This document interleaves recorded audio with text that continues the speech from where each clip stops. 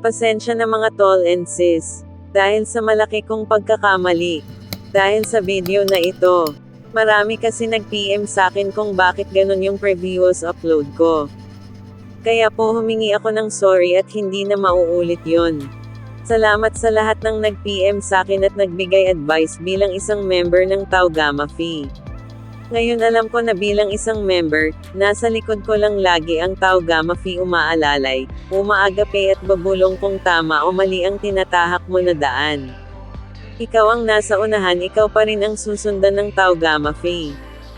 Tama man at nagkamali ka ng daan, hindi ka iiwan ng Tau Gamma Phi.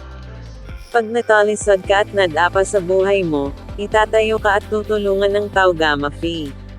If you are the worst, that Triskelion will make you better.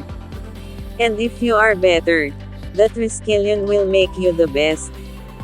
And if you are the best, that Triskelion will make you the greatest.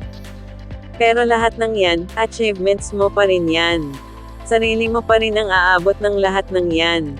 Huhubugan ka lang ng Tau Gamma Phi. Dahil yun ang gusto ng Tau Gamma Phi, dahil alam ng Tau Gamma Phi, na balang araw na pag-anden ka na sa tuktok ng iyong tagumpay, magpapakilala ka, I am a proud member of the Tau Gamma Phi. Kahit sa ganon kasimpleng salita, napakalaking pasalamat na sayo ng Tau Gamma Phi.